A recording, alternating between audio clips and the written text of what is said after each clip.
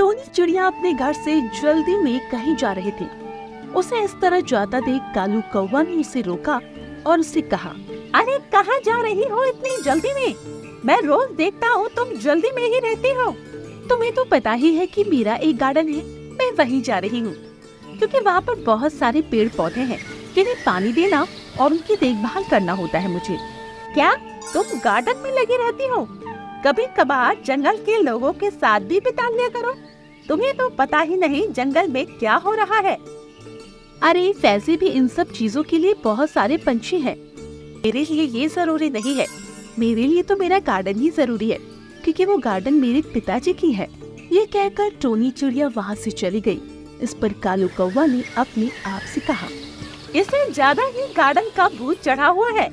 जब देखो तब गार्डन ही जाती रहती है। पता नहीं वहाँ पर अकेले क्या करती होगी। वहीं दूसरी तरफ टोनी चिड़िया अपने गार्डन में आई और आकर अपने गार्डन को साफ करने लगी। उसके गार्डन में हर तरह की फूल से लेकर छोटे मोटे फलों के भी पेड़ लगे थे, जिससे वो गार्डन बहुत ही सुंदर लगता था। अक्सर उस गार्डन में बहुत सारे पंछी घूमने आया करते थे। अभी वो साफ सफाई कर ही रही थी कि तभी वहाँ पर बंटी कबूतर आया और उसने टोनी चिड़िया से कहा, आ गई तुम? मैं तुम्हारा ही इंतजार कर रहा था। आज लेट कैसी हो गई? क्या बताऊं, रास्ते में कालू कौवा मिल गया था, इसी वजह से लेट हो गई। वैसे आज आप अकेले आए हैं, लकी कबूतरी नहीं आई आपके साथ? नहीं, वो नहीं आई है क्योंकि वो मायके चली गई है, इसी वजह से। वैसे तुम्हारा गार्डन बहुत ही सुंदर है। अगर तुम्हारा गार्डन जंगल में ना होता तो ये जंगल बहुत ही बेकार लगता। तुम्हारे गार्डन में बहुत सारे फल हैं जो हमें बहुत अच्छे लगते हैं। ये गार्डन मेरे पिताजी की है, उन्होंने ही ये सारे फल उगाए थे और आज मैं इन्हीं की देखभाल करती हूँ। वैसे भी मुझे भी इनका बहुत शौक है। इसके बाद टोनी चिड़िया ने उन सभी पेड़ पौधों में पानी दिया और आराम से आकर झूले पर झूलने लगी, क्योंकि उसने वहाँ पर एक प्यारा सा झूला बना रखा था जिस पर वो काम करने के बाद झूला करती थी। इस पर बंटी कबूतर ने कहा, अरे टोनी चिड़िया, मैं सोच रहा हूँ तुम अपने गार्डन को रोजगार में बदल लो तो कितना अच्छा होगा ना? मैं कुछ समझी नहीं, कैसे रोजगार में? अगर तुम यहाँ पर कुछ झूले और लगवा लो तो यहाँ पर बच्चे और पंछी झूलने आया करेंगे और इससे तुम्हें पैसे भी मिला करेंगे। उपाय तो तुम्हारा अच्छा है और शायद इससे हमारे जंगल के बच्चे कहीं जाएंगे भी नहीं। इसके बाद अगले ही दिन वो बाजार गई और वहाँ से बहुत सारे बड़े बड़े झूले ले आई और उसने अपने गार्डन में बहुत सारे झूले लगाए, जिन्हें देखकर पक्षी के बच्चे वहाँ पर झूलने आने लगे और वो उनसे पैसे लेने लगे।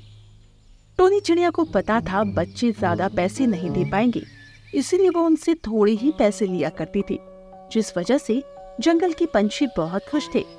वहीं दूसरी तरफ कालू कौवा ये सब देखकर बहुत ज्यादा जल रहा था, क्योंकि उसे टोनी चिड़िया बिल्कुल भी पसंद नहीं थे। वो नहीं चाहता था कि टोनी चिड़िया को कोई भी प्यार करे, क्योंकि टोनी चिड़िया की वजह से कालू कौवा से कोई बात नहीं करता था। एक बार कालू कौवा एक पेड़ पर बैठा था, तभी वहाँ पर बंटी कबूतर आया और उसने कालू कौवा से कहा, क्या हुआ कालू कौवा, इस तरह अकेले क्यों बैठे हो? क्या करूं, तुम लोगों को तो टोनी चिड़िया से फुर्सत मिले तब तो तुम्हारे साथ बैठूं। ऐसा क्यों कह रहे हो?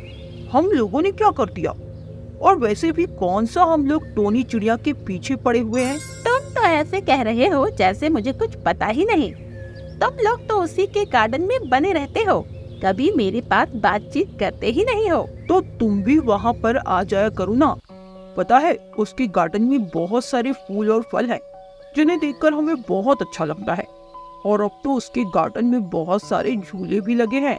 हाँ मुझे पता है, इसीलिए तुम उसके पीछे पीछे चलते फिरते हो। ठीक है तो तुम वहीं जाओ, मुझसे क्यों बातें कर रहे हो? लगता है तुम्हारा दिमाग खराब हो गया है, इसीलिए ऐसी बातें कर रहे हो। इसके बाद बंटी कबूतर वहाँ से चला गया। बंटी कबूतर के जाने के बाद कालू कौवा ने अपने आप से कहा, मुझे इस टोनी चिड़िया का कुछ करना ही होगा। पहले मेरे कितने सारे दोस्त थे, पर जब से टोनी चिड़िया ने अपने गार्डन को सभी के लिए खोला है, कोई भी मेरा दोस्त ही नहीं रहा। मैं आज रात में इसके गार्डन को ही आग लगाकर तबाह कर दूंगा। इसके बाद कालू कौवा वहाँ से चला गया। धीरे धीरे समय गुजर रहा था, सब कुछ अच्छा चल रहा था। सभी पंछी रोजाना टोनी चिड़िया के गार्डन में जाया करते थे। वहाँ पर आराम से झूला झूलते, फल खाते और बातचीत करते, जिससे उनका समय आराम से बीत जाया करता था। एक दिन टोनी चिड़िया अपने गार्डन में आराम से पेड़ पौधों की देखभाल कर रही थी। तभी वहाँ पर लकी कबूतरी आई और उसने टोनी चिड़िया से कहा, सुनो टोनी चिड़िया, तुम्हारे गार्डन को खतरा है। ये तुम क्या कह रही हो? क्या हुआ? इस पर लकी कबूतरी ने उसे सारी बात बताई, जिसे सुनकर टोनी चिड़िया बहुत परेशान हो गई। अगर ऐसा हुआ तो मेरा गार्डन बेकार हो जाएगा, तुम्हें मेरी मदद करनी होगी। ठीक है, मैं भी नहीं चाहती हूँ कि ये गार्डन बेकार हो, क्योंकि हम सभी यही तो रहते हैं। इसके बाद उन लोगों ने पूरे गार्डन में पानी छिड़कना शुरू कर दिया। शाम के समय वो सभी वहाँ से चले गए।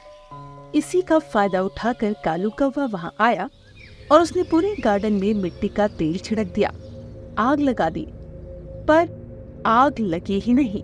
ये देखकर कालू कौवा बड़ा हैरान हुआ। अरे आग क्यों नहीं लगी? अभी तक तो पूरे गार्डन में आग लग जानी चाहिए थी। तभी पीछे से कालू कौवा को टोनी चिड़िया ने पकड़ लिया और उसे कहा, अच्छा तो तुम मेरे गार्डन को बर्बाद करना चाहते थे? तुम इसमें आग लगाना चाहते थे? नहीं नहीं, तुम्हें कोई धोखा हुआ है, मैं तो बस ऐसे ही आया था। अच्छा ऐसे ही आए थे? तुम झूठ बोल रहे हो। मुझे लकी कबूतरी ने सब बता दिया था कि तुम मेरे गार्डन में आग लगाना चाहते थे, इसलिए मैंने पहले ही अपने गार्डन को पानी से भिगो दिया था। जिसे सुनकर कालू कौवा बहुत ज्यादा शर्मिंदा हुआ, क्योंकि तब तक वहाँ पर भी और पंछी आ गए थे। और बंटी कबूतर ने कहा, तुम्हें शर्म आनी चाहिए कालू कौवा। टोनी चिड़िया ने ये गार्डन बहुत ही मेहनत से तैयार किया है और यहाँ पर सभी पंछी अपना आराम से समय गुजारते हैं। तुमसे क्या हम लोगों की खुशी नहीं देखी जाती? नहीं नहीं, ऐसी बात नहीं है। तुम लोगों को कोई गलत फहमी हो रही है। कोई गलत फहमी नहीं हो रही है। मैंने अपने कानों से सुना था जब तुम बंटी कबूतर के जाने के बाद अपने आप से टोनी चिड़िया का जंगल जलाने की बात कर रही थे। मुझे नहीं पता था कालू कौवा कि तुम मुझसे इतना जलते हो। मैं तो सोच रही थी थोड़ी बहुत जलन होगी, पर मुझे नहीं पता था तुम मेरे गार्डन को ही तबाह कर दोगे। तुम्हें पता है ये मुझे बहुत प्यारा है, अगर इसे कुछ हो जाता तो मैं जिंदा नहीं रह सकती थी। मुझे माफ कर दो टोनी चिड़िया, मुझसे गलती हो गई।